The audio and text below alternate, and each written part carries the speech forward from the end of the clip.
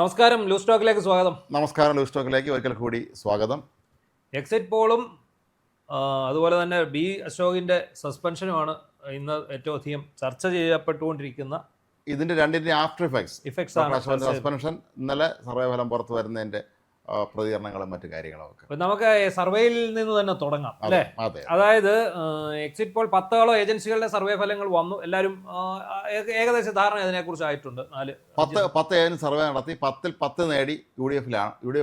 കേരളത്തിൽ മുന്നിൽ. ബാക്കി 5 സംസ്ഥാനങ്ങൾ, 4 സംസ്ഥാനങ്ങളിൽ തുടർഭരണവും പിന്നെ പശ്ചിമ ബംഗാളിൽ ദീദിയുടെ പതനവും ഒക്കെയാണ് നമുക്കിപ്പോൾ നമ്മുടെ മുന്നിലുള്ള ഈ സർവേ ഫലങ്ങളിൽ നിന്ന് കാണുന്നത്. നമുക്ക് ആദ്യം കേരളത്തിലെ സർവേ ഫലങ്ങളിലേക്ക് നോക്കുമ്പോൾ ഒരു കാര്യം ഉറപ്പായി, ഭരണമാറ്റം തീർച്ചയാണ്. ഭരണവിരുദ്ധ വികാരമില്ല എന്നാണ് എം വി ഗോവിന്ദൻ പറയുന്നത്. ഭരണവിരുദ്ധ വികാരം ഇല്ലെങ്കിൽ മാത്രം സർവേയിൽ വിശ്വാസമില്ലെന്ന് അദ്ദേഹം പറഞ്ഞു. സർവേയിൽ അദ്ദേഹത്തിന്റെ താത്വികമായ അവലോകനം, അതായത് വീണ ജോർജിന്റെ പെടലിയും കൈയും പിടിച്ചൊടിച്ച അവലോകനം ഉണ്ടല്ലോ, അതിനുശേഷം ഏറ്റവും രസകരമായ ഒരു അവലോകനമാണ് ഗറില്ല വാർഫെയർ. അതിനുശേഷം രസകരമായ അവലോകനമാണ് പുള്ളി പറയുന്നത്. ചില സർവേകളിൽ 60 മുതൽ 69 സീറ്റ് വരെയാണ് പിന്നെ എൽ ഡി എഫിന് പറയുന്നത്. അതുകൊണ്ട് തന്നെ ഒരു 2 സീറ്റ് കൂടെ കിട്ടിയാൽ ഞങ്ങൾക്ക് കേവല ഭൂരിപക്ഷം കിട്ടും. എന്നിട്ട് അതിനെ അദ്ദേഹം പറയുന്നുണ്ട്, ഈ സർവേകളൊന്നും ശരിയാണോന്നില്ല, അങ്ങനെയൊന്നുമില്ല. പക്ഷെ ഒരു സർവേ ഫലത്തിൽ അദ്ദേഹം അടിയുറച്ച് വിശ്വസിക്കും. മുഖ്യമന്ത്രിയാകാൻ ഏറ്റവും യോഗ്യൻ പിണറായിയാണെന്നുള്ള ആ സർവേയിൽ ആണ് അദ്ദേഹം അടിയുറച്ച് വിശ്വസിക്കുന്നത്. ഭരണവിരുദ്ധ വികാരമില്ലെങ്കിൽ പിന്നെ എന്താ ഇവിടെ ഉണ്ടാവുക? അതാണ് സ്വാഭാവികമായ ചോദ്യം. പക്ഷെ അതിനൊക്കെ അദ്ദേഹം സൈദ്ധാന്തിക ഭാഷയിൽ ഉത്തരം പറയുന്നത് നമുക്ക് കൃത്യമായിട്ട് മറുപടി പറയാൻ ബുദ്ധിമുട്ടാണ്, വിശദീകരിക്കില്ലല്ലോ. ഭരണവിരുദ്ധ വികാരം ഇല്ലെങ്കിൽ പിണറായി വിരുദ്ധ വികാരം ഇവിടെ ഉണ്ട് എന്നാണ് അതിനർത്ഥം. അതെ. അങ്ങനെ പിണറായി വിരുദ്ധ വികാരം ഉള്ളപ്പോൾ പിണറായി വിജയൻ എങ്ങനെ ഏറ്റവും നല്ല മുഖ്യമന്ത്രിയാകും? തുടർഭരണത്തിലും പിണറായി വിജയൻ എങ്ങനെ മുഖ്യമന്ത്രിയാകും? മാധ്യമങ്ങൾ പറയുന്നല്ലോ, ഭരണവിരുദ്ധ വികാരമല്ല, ഭരണാധികാരി വിരുദ്ധ വികാരമാണ് കേരളത്തിലുണ്ടാകുന്നത്. അതെ. അപ്പോൾ ഇതിനകത്ത് സംഭവിച്ചിരിക്കുന്നത് പിണറായി വിജയനെതിരായ വികാരമാണ്, ഭരണവിരുദ്ധ വികാരമല്ല. ഭരണവിരുദ്ധ വികാരമായിരുന്നെങ്കിൽ ഈ തരംഗം പ്രത്യക്ഷമായി. നേരിയ തരംഗം മാത്രമേ ഉള്ളൂ, അത് പിണറായി വിരുദ്ധ തരംഗമാണ്. ആ തരംഗത്തിൽ ഒരു കാര്യം ഉറപ്പിക്കാം, പിണറായി വിജയൻ അധികാരത്തിൽ നിന്നും ഭ്രഷ്ടനാകുകയാണ്. അതെ, യു.ഡി.എഫ്. അധികാരത്തിലേക്ക് കടന്നു വരിക തന്നെയാണ്. അക്കാര്യത്തിൽ ഇനി യാതൊരു സംശയമില്ല. കാരണം എല്ലാ സർവേകളിലും, മറ്റ് സംസ്ഥാനങ്ങളിലെ സർവേ എടുത്ത് നോക്കുമ്പോൾ പലതിലും വ്യത്യാസം ഒരുപാട് കാണുന്നുണ്ട്. പക്ഷേ കേരളത്തിലെ സർവേയിൽ മാത്രം എല്ലാ സർവേ ഫലങ്ങളും യു.ഡി.എഫിന് അനുകൂലമായ രീതിയിലാണ് നമ്മളിപ്പോൾ കാണുന്നത്. ഈ ശിഷ്ടകാലം അദ്ദേഹത്തിന് ഈ ഒരു ഫ്രഞ്ച് നോവലുണ്ട്, സെർവാൻറ്റീസ് എഴുതിയ ഡോൺ കിക്സോട്ട്. ഈ ശിഷ്ട ജീവിതത്തിൽ അദ്ദേഹം ഡോൺ കിക്സോട്ടിനെ പോലെ ആയിരിക്കും എന്നാണ് തോന്നുന്നത്. കാരണം ഡോൺ കിക്സോട്ട് പ്രഭുത്വത്തിൻ്റെ ഒരു അടയാളമായിരുന്നു. അദ്ദേഹം ക്ഷയിച്ചു പോയ ഒരു പ്രഭു കുടുംബത്തിലെ ആളാണ്. അദ്ദേഹത്തിൻ്റെ വിചാരം ഞാൻ ഇപ്പോഴും പ്രഭുവാണ് എന്ന് കരുതി ഒരു ചാവാലി കുതിരയും 1-2 ഒടിഞ്ഞ വാളും ഒക്കെ ആയിട്ട് അദ്ദേഹം പടവെട്ടാൻ ഇറങ്ങുകയാണ്. പ്രഭു പടവെട്ടാൻ ഇറങ്ങുന്നതും ആ പ്രഭു അവസാനം ചെന്ന് ആടുന്ന സങ്കല്പത്തിലെ ശത്രുക്കൾ അദ്ദേഹം നേരിടുന്നതൊക്കെ ഉണ്ട്. അതെ, ലോക ക്ലാസിക്കുകളിൽ ഒന്നാണ്. അപ്പൊ ഈ മിക്ക ഈ പിണറായി വിജയന്റെ ശിഷ്ട ജീവിതം മിക്കവാറും ഈ ഡോൺ കിക്സോട്ടിനെ പോലെ ആയിരിക്കും. കാരണം അദ്ദേഹം ഞാൻ ഇപ്പോഴും മുഖ്യമന്ത്രിയാണെന്ന് വിചാരിച്ച് അദ്ദേഹം രാവിലെ ലിഫ്റ്റ് കയറാൻ പോവുകയും അതുപോലെ നവകേരള ബസ്സിൽ കയറാൻ പോവുകയും മുഖ്യമന്ത്രിയുടെ കാൽ കയറാൻ പോവുകയൊക്കെ ചിലപ്പോൾ ചെയ്തേക്കാം. ഒരു തമാശ പറഞ്ഞു, നിയമസഭയിൽ ജീവനക്കാരാണെന്ന് നമ്മളൊരു സുഹൃത്ത് പറഞ്ഞാണ്. ഒരു വർഷങ്ങൾക്ക് മുമ്പ് സ്പീക്കറായിരുന്ന ഒരാൾ പിന്നീട് സ്പീക്കർ അല്ല സഭയിരിക്കുന്ന സമയത്ത് സഭയിൽ വല്ലാതെ ബഹളം നടക്കുകയാണ്. ഇദ്ദേഹം അറിയാതെ ഓർഡർ എന്ന് പറഞ്ഞു എന്നാണ് പറയുന്നത്. കാരണം ഇദ്ദേഹം ഞാൻ പഴയ സ്പീക്കർ ആയിരുന്നുള്ള ഓർമ്മയിൽ പറഞ്ഞു പോയി എന്നാണ് സംഭവിച്ചുകൂടാ. എന്തായാലും എക്സിറ്റ് പോൾ ഫലങ്ങൾ അവലോകനം ചെയ്യുമ്പോൾ യു.ഡി.എഫിന് ഏതാണ്ട് ശരാശരി ഒരു 76 മുതൽ ഒരു 85 സീറ്റ് വരെ ലഭിക്കാം. വലിയ സ്വീപ്പ് നമ്മൾ ഒരിക്കലും പ്രതീക്ഷിക്കുന്നില്ല. എങ്കിലും അതിനിപ്പോൾ അങ്ങനെ സംഭവിക്കാം. നമ്മുടെ ഈ സർവേ ഫലം വെച്ച് നോക്കുമ്പോൾ പറഞ്ഞതുപോലെ ഇതിപ്പോൾ നമുക്കറിയാം, ഇവിടെ ഏറ്റവും കൂടുതൽ മുന്നണികൾ സീറ്റ് പിടിച്ചിട്ടുള്ള ആദ്യം യു.ഡി.എഫ്. ആണ്. 99 സീറ്റ് 2001 അല്ലേ? 2001 തെരഞ്ഞെടുപ്പിൽ യു.ഡി.എഫ്. സർക്കാർ 99 സീറ്റാണ് നേടിയ അധികാരത്തിൽ. അതുപോലെ കഴിഞ്ഞ തെരഞ്ഞെടുപ്പിൽ 2021 തെരഞ്ഞെടുപ്പിൽ എൽ.ഡി.എഫും ഇതുപോലെ 99 സീറ്റ് നേടിയാണ് അധികാരത്തിൽ വന്നത്. അപ്പോൾ അന്ന് ഈ എൽ.ഡി.എഫ്. അധികാരത്തിൽ വരാനുണ്ടായ ഒരു പ്രധാന കാരണം കോവിഡിൻ്റെ ഒരു തുടർച്ചയായിരുന്നു. അപ്പോൾ ഒരു സർക്കാർ മാറ്റത്തെക്കുറിച്ച് ജനങ്ങൾ ചിന്തിച്ചിരുന്നില്ല. വെള്ളപ്പൊക്ക കാലത്ത് കേരളത്തെ രക്ഷിച്ച, വെള്ളത്തിൽ നിന്ന് പിടിച്ചേറ്റിയ ക്യാപ്റ്റനാണ് അവിടെ ഉള്ളത് എന്നുള്ളതായി. അതൊരു സൈക്കിക് പ്രോബ്ലമാണ്. കാരണം എന്നറിയുമോ, ഡാം തുറന്നു വിടുക, ജനത്തെ മുക്കിക്കൊല്ലുക, എന്നിട്ട് അവിടുന്ന് തന്നെ അവിടെ എന്താണ് സംഭവിച്ചത് നമ്മൾ ഇടയ്ക്ക് മനസ്സിലായല്ലോ, എന്താണ് സംഭവിച്ചത്. അപ്പോൾ അങ്ങനെ ഒരു സിറ്റുവേഷനിലാണ് അന്ന് ഈ എൽ.ഡി.എഫ്. അധികാരത്തിൽ വരുന്നത്. അപ്പോൾ ആ വന്നതിന് ശേഷമുള്ള ഇവരുടെ കയ്യിലിരിപ്പ് കാരണമാണ് പിന്നീട് നടന്ന തെരഞ്ഞെടുപ്പുകൾ, ഉപതെരഞ്ഞെടുപ്പുകൾ, പാർലമെന്റ് തെരഞ്ഞെടുപ്പ്, തദ്ദേശ സ്വയംഭരണ തെരഞ്ഞെടുപ്പ് എല്ലാം തോറ്റ അമ്പി പോകുന്നതാണ് നമ്മൾ കണ്ടത്. അല്ല, ഏതായാലും ഈ ഒരു സർവേ ഫലം അനുസരിച്ച് ഒരു തമാശ വേണ്ടി നമ്മൾ ചിന്തിക്കുകയാണെങ്കിൽ ഇന്ത്യ മുന്നണിക്ക് ഏതായാലും ഭരണം കിട്ടും കേരളത്തിൽ. അതെ, ആര് ഭരിച്ചാലും കേരളം ഇന്ത്യ മുന്നണി ഭരിക്കും. ഇതിപ്പോ LDF ആയിക്കോട്ടെ, UDF ആയിക്കോട്ടെ, രാജ്യത്ത് പിന്നെ ഭരണമുള്ള സംസ്ഥാനങ്ങളിൽ ഇപ്പം കർണാടകത്തില് ഒക്കെ ഒഴിച്ചു കഴിഞ്ഞാൽ കോൺഗ്രസ് ഉണ്ട്. അപ്പൊ അതുപോലെ ഇന്ത്യ മുന്നണി ഈ കേരളത്തിലും അധികാരം പിടിക്കും. ദക്ഷിണേന്ത്യയിൽ നിന്ന് 3 സംസ്ഥാനങ്ങളിലേക്ക് ഇന്ത്യ മുന്നണിയുടെ അധികാരം, തമിഴ്നാട്ടിലും കൂടെ അധികാരം നിലനിർത്തണമെങ്കിൽ ദക്ഷിണ 2 സംസ്ഥാനങ്ങൾ, കർണാടകം കൂട്ടി 3 സംസ്ഥാനം, പിന്നെ തെലങ്കാനയുണ്ട്. എല്ലാം ഇന്ത്യ മുന്നണി ഭരിക്കും എന്നുള്ള അവസ്ഥയിലേക്കാണ് പോകുന്നത്. എന്തായാലും നമ്മളിപ്പോൾ ഈ സർവേയുടെ ഫലങ്ങൾ ശ്രദ്ധിച്ചാൽ മനോരമയുടെ സർവേക്കായിട്ട് 95 അടുത്ത് പറയുന്നുണ്ട്. അതുപോലെ ആക്സിസ്, മലയാള മാധ്യമങ്ങളിൽ നേരിട്ട് ഈ എക്സിറ്റ് പോൾ സർവേ നടത്തിയ മനോരമയാണ്. അതായത് ആക്സിസ് മൈ ഇന്ത്യ അല്ലേ, അവരുടെ സർവേ കഴിഞ്ഞ തവണ ഏറ്റവും ചേർന്ന് നിന്ന സർവേ ആയിരുന്നു. ഈ എക്സിറ്റ് പോൾ ഫലങ്ങളിൽ ഏറ്റവും കഴിഞ്ഞ തവണ 2021 യോജിച്ച സർവേ ഏതായിരുന്നു? കാരണം 102 മുതൽ 106 സീറ്റ് വരെ LDF എന്നവർ പറഞ്ഞു, 36 സീറ്റ് വരെ UDF പറഞ്ഞു. അപ്പോൾ ആ ഒരു സീറ്റുകളുടെ അവർ നടത്തിയ സർവേയിൽ കൃത്യത കറക്റ്റ് ആയിരുന്നു. കാരണം അവർ ഇന്ത്യ ടുഡേയുമായി ചേർന്നാണ് കഴിഞ്ഞ തവണ സർവേ നടത്തി. ഈ തവണ ആക്സിസ് മൈ ഇന്ത്യ ഒറ്റയ്ക്കാണ് സർവേ നടത്തിയിരിക്കുന്നത്.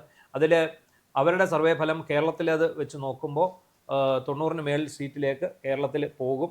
എന്തായാലും ഒരു ശരാശരി നമ്മൾ എടുത്തപ്പോൾ ഒരു 76 തൊട്ട് 84 വരെ എന്നുള്ളത്. മാത്രമല്ല, ഇപ്പോൾ ഈ എക്സിറ്റ് പോൾ ഫലം വന്നതിന് പിന്നാലെ തന്നെ പ്രതികരണങ്ങളും വന്നു തുടങ്ങിയിട്ടുണ്ട്. അതെ, ഇന്ന് പിന്നെ KC വേണുഗോപാൽ പറഞ്ഞ ഈ എക്സിറ്റ് പോൾ ഫലം ശരിയല്ല, ഇത്രയൊന്നും അല്ല ഞങ്ങൾക്ക് കിട്ടുന്നത്, ഞങ്ങൾക്ക് 100 കിട്ടും. ആയിക്കോട്ടെ, അത് ആകാം. കാരണം നേരത്തെ VD സതീശനും പറഞ്ഞിരുന്നില്ല 100 കിട്ടും, ഞങ്ങൾക്ക് 100 കിട്ടും. അത് ആ വിശ്വാസം അവിടെ ഇരിക്കട്ടെ. വെള്ളാപ്പള്ളിയുടെ പ്രതികരണം വന്നിട്ടുണ്ട് കൃത്യമായിട്ട്. എക്സിറ്റ് പോൾ ഫലം തെറ്റാണ്, ശരിയാവാറുണ്ട്, പരമാർത്ഥമാണ്. നേരിയ ഭൂരിപക്ഷത്തിനെങ്കിൽ LDF വരുമെന്നാണ് എൻ്റെ പ്രതീക്ഷ, അതാണ് എൻ്റെ ആഗ്രഹം. എങ്കിൽ മാത്രമേ അദ്ദേഹത്തിന്റെ കസേര ഇവിടെ കിട്ടാൻ സഹായിക്കുകയുള്ളൂ.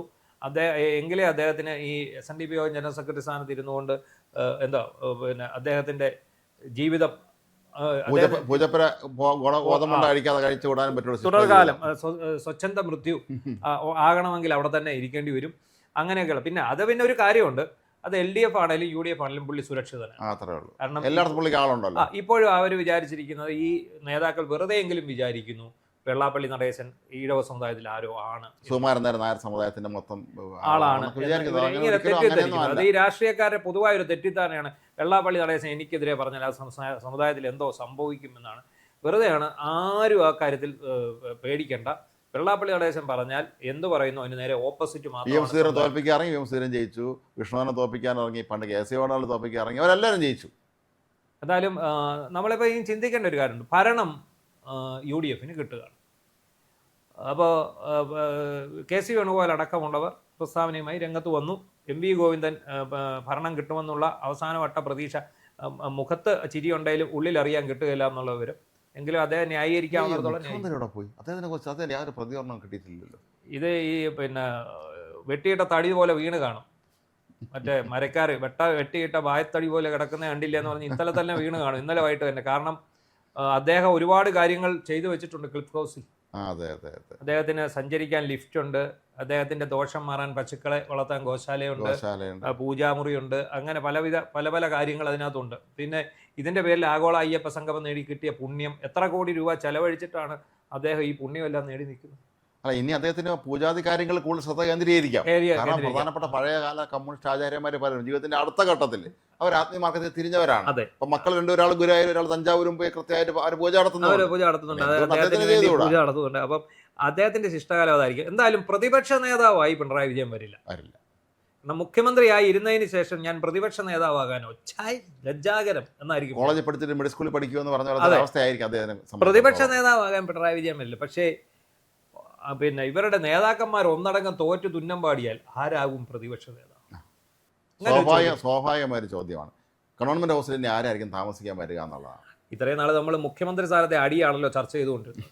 അപ്പൊ നമുക്ക് ഇത്തവണ നമുക്ക് പ്രതിപക്ഷ നേതാവ് ആരാകുമെന്ന് നോക്കാം. പ്രതിപക്ഷ നേതാവ് സ്ഥാനത്തേക്ക് ഒരിക്കലും പിണറായി വിജയൻ വരില്ല. അത് വരുന്നത് അദ്ദേഹത്തിന് കുറച്ചിലാണ്. അദ്ദേഹത്തെ പോലെ ഒരാൾ അതിന് വരുമെന്ന് എനിക്ക് തോന്നുന്നില്ല. MLA ആയി സത്യപ്രതിജ്ഞ ശേഷം അദ്ദേഹം ശിഷ്ടകാലം വിശ്രമ ജീവിതത്തിലേക്ക് പോകും. ഈ ജനകീയനാവാൻ പറ്റിയ ഏറ്റവും നല്ല സന്ദർഭമാണ് പ്രതിപക്ഷ നേതാവാകുന്നത്. പക്ഷെ അദ്ദേഹത്തിന്റെ മൊത്തത്തിലുള്ള അദ്ദേഹത്തിന്റെ ഒരു ശരീരഭാഷയും അദ്ദേഹത്തിന്റെ ഒരു സ്വഭാവ പെരുമാറ്റ രീതികളൊന്നും അതിനങ്ങോട്ട് അല്ല ഇനി എന്ത് പറഞ്ഞ് വിമർശിക്കും? കാരണം ഇവിടെ തത്തമ്മ പറഞ്ഞ് പഠിപ്പിച്ച പോലെ ഒരു പത്രസമ്മേളനം നടത്തി. അവിടെ തത്തമ്മ പറയുന്ന പോലെ കുറേ പേര് വന്നിരുന്ന് ചോദ്യങ്ങൾ ചോദിക്കുന്നു. അത് ആ ഒരു നാടകം നടത്തി ജനങ്ങളുടെ കണ്ണിൽ പൊടിയിട്ട് പോകുന്ന അദ്ദേഹത്തിന് എങ്ങനെ ഒരു പ്രതിപക്ഷ നേതാവായിരുന്നുകൊണ്ട് മാധ്യമങ്ങളെ അഭിമുഖീകരിക്കാം? ഈ പാർട്ടി സെക്രട്ടറി ആയിരുന്ന കാലത്ത് വി എസ് അച്യുതാനന്ദനെ കുറിച്ച് എല്ലാവരും പറഞ്ഞു അദ്ദേഹം ഒരു സ്റ്റാലിനിസ്റ്റാണ്, അദ്ദേഹം കടുകട്ടിക്കാരനാണെന്ന് പറഞ്ഞെങ്കിലും അദ്ദേഹം പ്രതിപക്ഷ നേതാവായപ്പോഴാണ് അദ്ദേഹം വളരെ പെട്ടെന്ന് ജനകീയനായി മാറി ഒരു വലിയ ഷിഫ്റ്റ് വന്നത്. വി എസിന് അത് സാധിക്കും, പക്ഷെ പിണറായിക്ക് അത് ബുദ്ധിമുട്ട്. അദ്ദേഹത്തിൻ്റെ ആ ഉള്ളിൽ കിടക്കുന്ന പഴയ സ്വഭാവം പുറത്തു വരും. പിന്നെ പ്രതിപക്ഷ നേതാവാകാൻ പറ്റിയ ആൾക്കാരെന്ന് പറഞ്ഞാൽ ബാലഗോപാൽ അല്ലെങ്കിൽ രാജീവ് എന്നൊക്കെയാണ്. പക്ഷെ അവര് ഒരാൾ തിരുവിതാംകൂറുകാരനും ഒരാൾ കൊച്ചിക്കാരനും ഒക്കെയാണ്. പിന്നെ നമ്മുടെ LDF കൺവീനർ ഇല്ലേ, LDF കൺവീനർ ഉണ്ടല്ലോ, അതെ, TP രാമകൃഷ്ണൻ ഉണ്ട്. അദ്ദേഹം ജയിച്ചാൽ അദ്ദേഹം അവിടെ തോറ്റു പോകുന്നതാണ് അറിഞ്ഞത്. മറ്റേ ഫാത്തിമ തഹലിയയിലെ കുറെ നിൽക്കുന്നത്. അപ്പൊ അവിടെ അദ്ദേഹം തോക്കും, പേരാമ്പ്രയിൽ അദ്ദേഹം തോക്കുമെന്നാണ് അറിയുന്നത്. ഇങ്ങനെ ഇവരെല്ലാം തോറ്റുപോയി കഴിഞ്ഞാൽ അവസാനം ചിലപ്പോൾ തട്ടിപ്പൊട്ടി കഴിക്കുന്ന മുഹമ്മദ് റിയാസ് ആയിരിക്കും. അത്രേ ഉള്ളൂ. അങ്ങനെ എല്ലാവരും മുഖ്യമന്ത്രിയാക്കാൻ വെച്ചിരുന്ന മരുമകനെ പ്രതിപക്ഷ നേതാവായിട്ട് നമുക്ക് കാണാം. നല്ലതാണ് റിയാസിനെ സംബന്ധിച്ചിടത്തോളം. ആയാൽ വ്യക്തിപരമായി നല്ലതാണ്. കാരണം ഒരു ചെറുപ്പക്കാരൻ എന്നുള്ള നിലയിൽ പ്രതിപക്ഷ നേതാവായി നന്നായി തിളങ്ങാൻ കഴിഞ്ഞാൽ അടുത്ത തെരഞ്ഞെടുപ്പിന് അദ്ദേഹത്തിന് തിളങ്ങാൻ പറ്റും. റിയാസ് ജയിച്ചാൽ വലിയ രസകരമായ വേറൊരു കാഴ്ച നമുക്ക് കാണാൻ പറ്റും. PV അൻവർ തലമുട്ടയടിച്ച് ചുട്ടി കുത്തി കഴുത്തിൽ പിന്നെ കാതിൽ കമ്മലിട്ട് പൊതുനിരത്തിലൂടെ നടക്കുമെന്ന് ഇന്ന് പ്രഖ്യാപിച്ചിട്ടുണ്ട്. അങ്ങനെയുണ്ട്. പണ്ട് ഇതേപോലെ പ്രഖ്യാപനം നടത്തിയ വേറെ ആളുണ്ട് കേരള രാഷ്ട്രീയത്തിൽ, അറിയാമോ? അത് CG ജനാർദ്ദനൻ. അദ്ദേഹം 82-87 കാലഘട്ടത്തിൽ SRPയുടെ MLA ആയിരുന്നു. അപ്പൊ ഇദ്ദേഹം പണ്ട് പനമ്പള്ളി തോപ്പിച്ചിട്ടുള്ള ആളാണ്, ആൾ ചില്ലറക്കാരനല്ല. അപ്പൊ ഇദ്ദേഹം ഒരു രസികനായിരുന്നു. അപ്പൊ ഇദ്ദേഹം സ്പീക്കറായിരുന്നു. വക്കം പുരുഷോത്തനും തമ്മിൽ എന്തോ ശത്രുതയുണ്ട് വരുന്നത്. അപ്പൊ സദാസമയം വക്കത്തിനെ വിമർശിക്കാതെ ഇതിന്റെ രീതിയാണ്. വക്കം 84 പാർലമെന്റ് ഇലക്ഷൻ വന്നപ്പോൾ സ്പീക്കർ സ്ഥാനം രാജിവെച്ചിട്ട് അദ്ദേഹം നേരെ പാർലമെന്റിലേക്ക് മത്സരിച്ചു ആലപ്പുഴയിൽ നിന്ന്.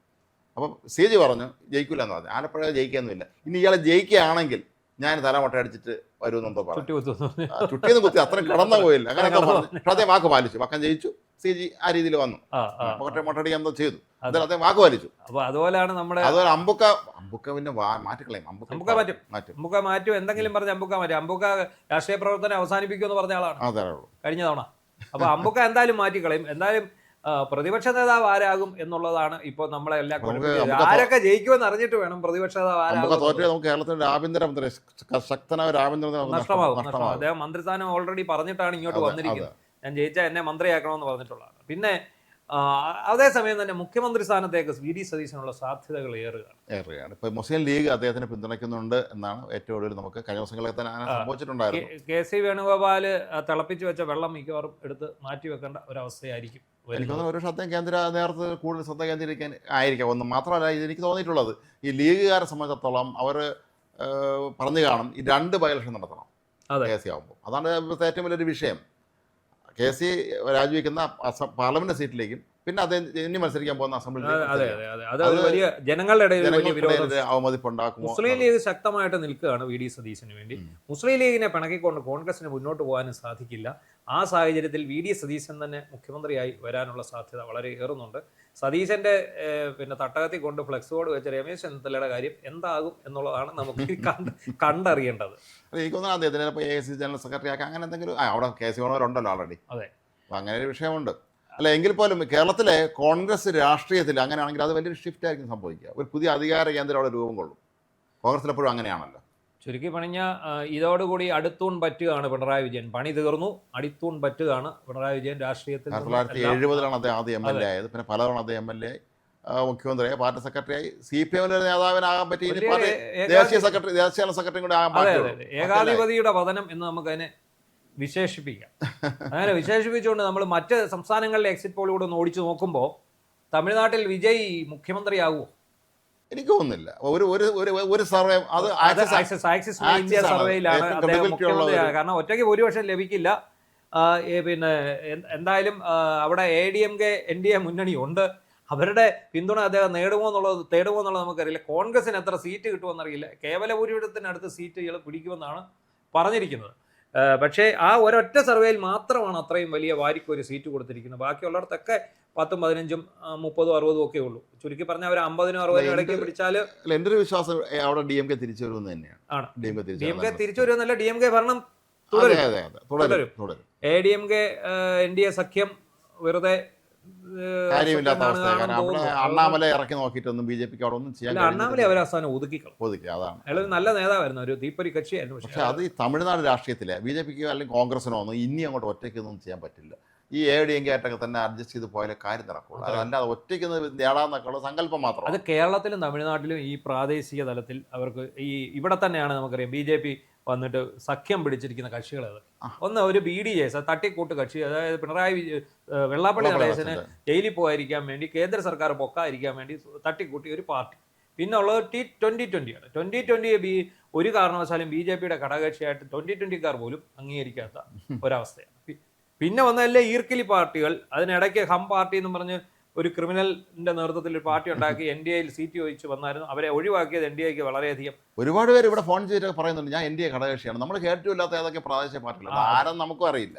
അപ്പൊ ഈ തമിഴ്നാട്ടില് പക്ഷേ DMKക്ക് തന്നെയാണ് സാധ്യത കൂടുതൽ. സ്റ്റാലിന്റെ തുടർഭരണമാണ് മിക്ക ഇതും പ്രവചിക്കുന്നത്. സ്റ്റാലിൻ മകനെ മുഖ്യമന്ത്രിയാക്കുമെന്നുള്ളൊരു സംശയമാണ് ഇപ്പോൾ അവിടെയുള്ള ഉദയനിധി. അദ്ദേഹത്തിന് കുറച്ച് ആരോഗ്യ പ്രശ്നങ്ങളുണ്ടെന്ന് തോന്നുന്നു. അദ്ദേഹത്തെ മുഖ്യമന്ത്രിയാക്കുമോ എന്നുള്ള ഒരു ചോദ്യം ഉയരുന്നുണ്ട്. വിജയന് വേണമെങ്കിൽ അടുത്ത തെരഞ്ഞെടുപ്പിന് അദ്ദേഹത്തിന് വേണമെങ്കിൽ ഇപ്പോഴേ അതിനെ ശ്രമിച്ചാൽ TVK കുറച്ച് സീറ്റ് പിടിക്കും.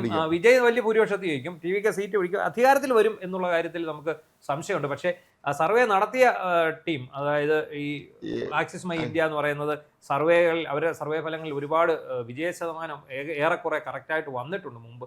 അതുകൊണ്ട് തന്നെ അവരെ നമുക്ക് അവിശ്വസിക്കാനും പറ്റില്ല. പക്ഷേ എന്ത് സംഭവിക്കും എന്നുള്ളത് അത് വളരെ വിചിത്രമായി തോന്നി. എനിക്കത് കണ്ടിട്ട് എനിക്കത് വിശ്വസിക്കാൻ പറ്റുന്നില്ല എന്നുള്ളതാണ് സത്യം. തമിഴ്നാട് എപ്പോഴും അവിടുത്തെ രാഷ്ട്രീയത്തിൽ ഈ ദ്രാവിഡ കക്ഷികൾക്ക് അവിടെ അസാമാന്യമായ സ്വാധീനം വന്നു കഴിഞ്ഞു.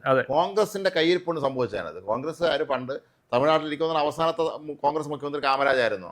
പിന്നെ ഇല്ല, പിന്നെ അണ്ണാദുരൈ വരുന്നു, പിന്നെ അങ്ങോട്ട് അണ്ണാദുരൈ വരും, CN അണ്ണാദുരൈ DMK വരുന്നു, പിന്നെ അദ്ദേഹം മരിച്ചതിന് ശേഷം കരുണാനിധി വരുന്നു, പിന്നീട് MGRന്റെ തേരോട്ടം, പിന്നീട് ഇവരെല്ലാവരും വരുന്നു. അതല്ലാതെ പിന്നെ കോൺഗ്രസിന് അവിടെ ഒരു സ്വതന്ത്രമായ ഒരു നിലനിൽപ്പ് ഇല്ലാത്തൊരവസ്ഥ ഉണ്ട് തമിഴ്നാട്ടിൽ.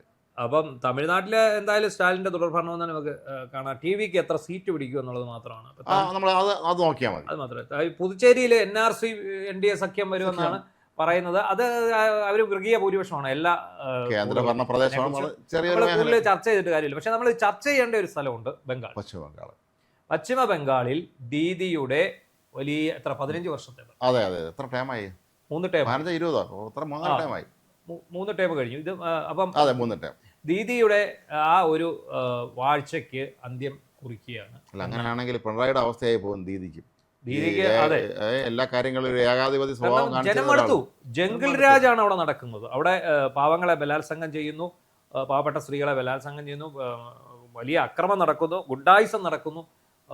വല്ലാത്ത ഒരു അവസ്ഥയിലേക്ക് CPM എന്തൊക്കെയാണോ അവിടെ കാട്ടിക്കൂട്ടിയിരുന്നത് അതേ കാര്യങ്ങൾ തന്നെയാണ് ഇപ്പോൾ അവർ ചെയ്യുന്നത്. അപ്പൊ എൻ്റെ ഒരു സുഹൃത്ത് പറഞ്ഞത് ഇപ്പൊ അവിടുത്തെ തൃണമൂല നേതാക്കന്മാരായിരിക്കണം പലരും പഴയ CPM നേതാക്കന്മാർ തന്നെയാണ്. അതുകൊണ്ടാണ് ഈ സ്വഭാവം കാണിച്ചത്. അവർക്ക് പഴയ സ്വഭാവം അവർക്ക് വിടാൻ പറ്റില്ല. ഇല്ല, അതുകൊണ്ടാണ് ഇവന്മാർ ജംഗിൾ രാജ് കാണിച്ചത്. 2.5 ലക്ഷം കേന്ദ്രസേനയെ ഇറക്കിയാണ് തെരഞ്ഞെടുപ്പിനെ നേരിട്ടത്.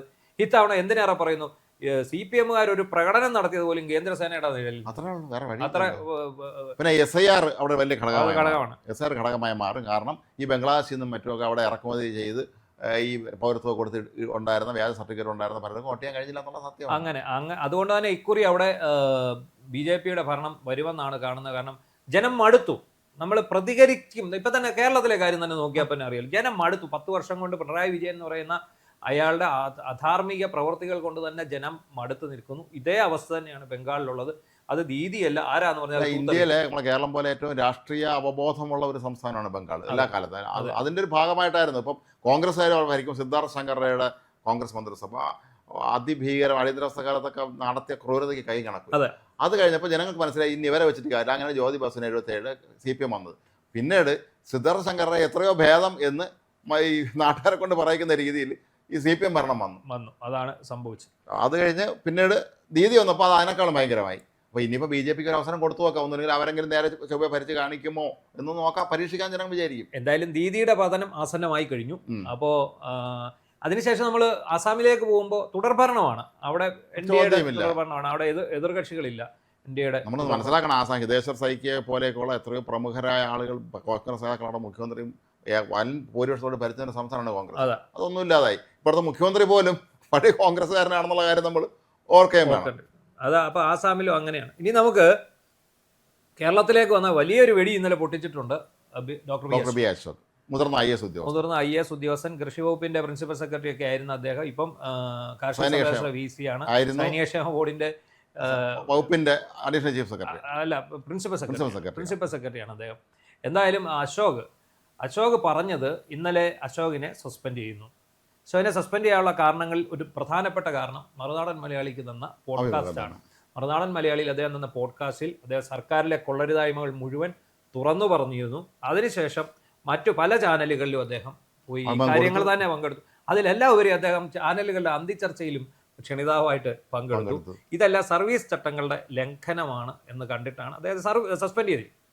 അതാ, പക്ഷേ ഈ അദ്ദേഹം ഇന്ന് കൃത്യമായി തന്നെ പ്രതികരണം വീട് രംഗത്തെത്തിയിട്ടുണ്ട്. ഇന്നലെ രാത്രി ചാനൽ ചർച്ചയിൽ അദ്ദേഹം ഉണ്ടായിരുന്ന അദ്ദേഹം വളരെ കൃത്യമായ കാര്യങ്ങൾ അക്കമിട്ട് പറഞ്ഞു. മാത്രമല്ല ഇന്നും അദ്ദേഹം പറയുന്നുണ്ട് ഈ സർക്കാരിൽ നമ്പർ 2 ആയിരുന്ന ആൾ പിണറായി മന്ത്രിസഭയിൽ രണ്ടാമനായി യഥാർത്ഥത്തിൽ പ്രവർത്തിച്ചത് ഡോക്ടർ KM എബ്രഹാം ആണെന്നാണ്, പഴയ ചീഫ് സെക്രട്ടറി, കിഫ്ബിയുടെ ഒക്കെ മുഖ്യ സ്ഥാനം. പിണറായിയുടെ തോഴനാണ്, വർഷങ്ങളായി തോഴനാണ് അയാളാണ്.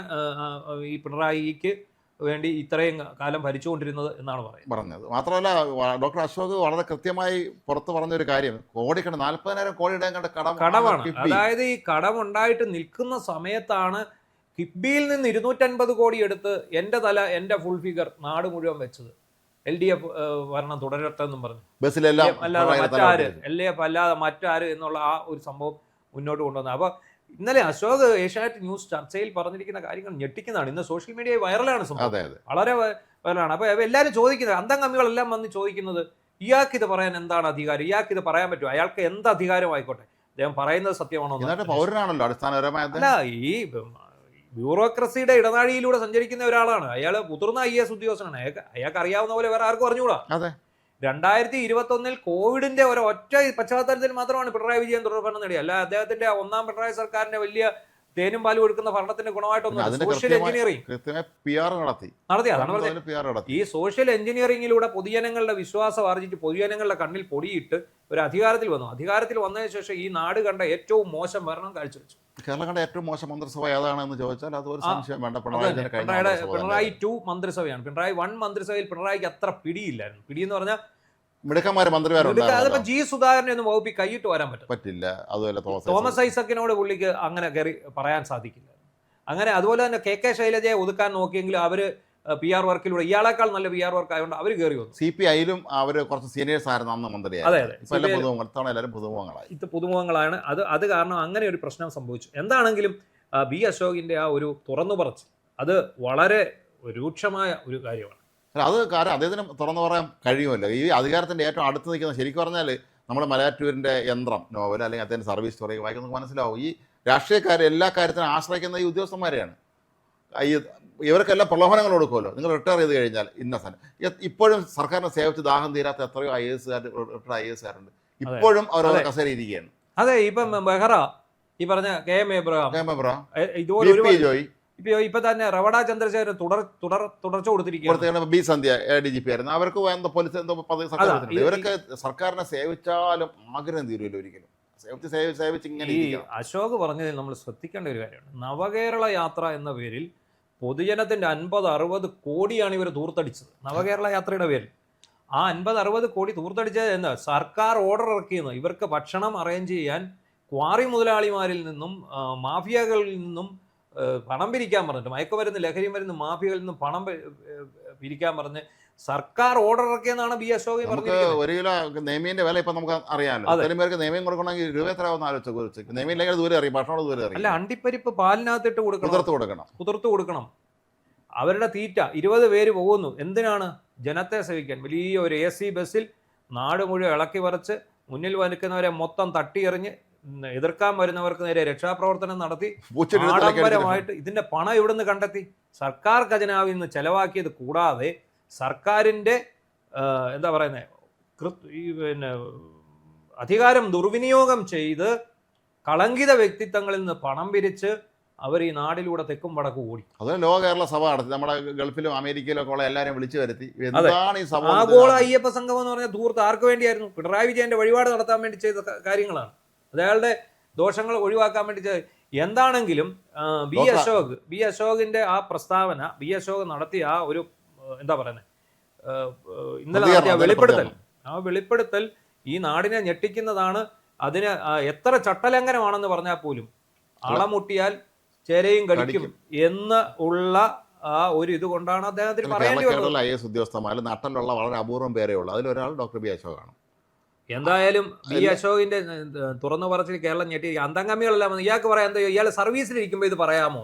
ഒരുപാട് പേര് ഒന്ന് ചോദിക്കുന്ന സർവീസ് ഇരിക്കുമ്പോൾ സർവീസ് ചട്ട ലംഘനമാണ്. ശരിയാണ്, എങ്കിൽ പോലും സർവീസ് ചട്ട ലംഘനമാണെന്നും ഞാൻ ചെയ്തിരിക്കുന്ന കുറ്റകൃത്യമാണെന്നും മനസ്സിലാക്കി തന്നെ അദ്ദേഹം പ്രതികരിച്ചിരിക്കുക. അല്ല, അതുകൊണ്ട് അദ്ദേഹത്തിന് എന്തായാലും റിട്ടയർ ചെയ്ത് കഴിഞ്ഞാൽ പിന്നെ വേറെ പോസ്റ്റ് കിട്ടില്ല. ആര് ഭരിച്ചാലും പോസ്റ്റ് കിട്ടില്ല എന്നുള്ള കാര്യം ഉറപ്പാണ്. സത്യം പറയുന്നതിന് ആരും അംഗീകരിക്കില്ലല്ലോ. ഇവിടെ നമ്മുടെ കേരളത്തിൽ ഒന്ന് ലിസ്റ്റ് എടുത്ത് നോക്കി, മുൻ ചീഫ് സെക്രട്ടറിമാരും മുൻ DGPമാരും എത്ര പദവികളാണ് ഇരിക്കുന്നത്. അപൂർവം പേരേ ഉള്ളൂ ഈ പണിക്ക് പോകാത്തവർ. ഇപ്പം ഡോക്ടർ വിജയൻ ഉണ്ണി എന്ന് പറഞ്ഞ നമ്മുടെ പഴയ ചീഫ് സെക്രട്ടറി ഉണ്ട്, അദ്ദേഹം പൂജപ്പുരയാണ് താമസിക്കുന്നത്. അദ്ദേഹം പിന്നെ ഈ കസേര വാങ്ങിക്കാൻ പോയിട്ടില്ല. റിട്ടയർ ചെയ്ത് അദ്ദേഹം മാന്യമായിട്ട് സ്വസ്ഥമായിട്ട് അവിടെ അദ്ദേഹം ജീവിക്കുന്നു. അതുപോലെ എത്രയോ മുൻ ഡോക്ടർ വേണു, ഡോക്ടർ വേണു, അദ്ദേഹത്തിന്റെ സഹധർമ്മിണിയായിട്ട് ശാരദാ മുരളീധരൻ, അവരെല്ലാം തന്നെ റിട്ടയർ ചെയ്ത് അവരുടേതായ ലോകത്ത് മുരളീധരൻ അവരൊക്കെ തന്നെ അദ്ദേഹത്തിന്റെ ഒരു സാംസ്കാരികമായ കാര്യങ്ങളായിട്ട് പോകുന്നു. ശാരദാ മുരളീധരൻ അത്തരം കാര്യങ്ങളും ഒഴുകി പോകും. അവർക്ക് നൃത്തം പരിശീലിക്കുന്നതൊക്കെ നമ്മൾ വീഡിയോ അപ്പൊ അങ്ങനെ അവർ വിശ്രമിച്ച് നയിക്കുന്നു. അവർ ഇത്രയും കാലം സർവീസിലിരുന്ന് ഒരുപാട് ടെൻഷൻ അനുഭവിച്ച ആളായിരിക്കും. പക്ഷേ എനിക്ക് ഒന്നും വേണ്ട, എനിക്ക് മരണം വരെ കസേരയ്ക്ക് ഈ എന്താണ് ഈ ടവൽ വിരിച്ച ഒരു സീറ്റുള്ള കാറും ഒരു ഒരു ആഡംബര മുറിയൊക്കെ വേണമെന്ന് ആഗ്രഹിച്ച, അല്ലെങ്കിൽ ശമ്പളവും. ഇവർ പലരും റിട്ടയർഡ് IAS ഉദ്യോഗസ്ഥന്മാരും IPS ഉദ്യോഗസ്ഥന്മാരും വാങ്ങിക്കുന്നത് വടുപൊരു 6-7 ലക്ഷം രൂപയുടെ മാസം പോലെ ശമ്പളം വാങ്ങിക്കുന്നതെന്ന് പറയുന്നുണ്ട്. അപ്പോൾ ഇതിനൊക്കെ അങ്ങോട്ട് സേവനം ചെയ്ത് കൊടുത്താലേ ഉള്ളൂ. എന്തായാലും വലിയ ഒരു ആശ്വാസത്തിലാണ് കേരള ജനത. ഈ എക്സിറ്റ് പോൾ ഫലം കൂടി വന്നതോടെ ഈ തൂത്തറിയപ്പെടുമെന്ന് ഏതാണ്ട് ഉറപ്പായി. എന്തായാലും ഇന്നത്തെ ലൂസ് ടോക്ക് ഇവിടെ അവസാനിക്കുകയാണ്. നമസ്കാരം.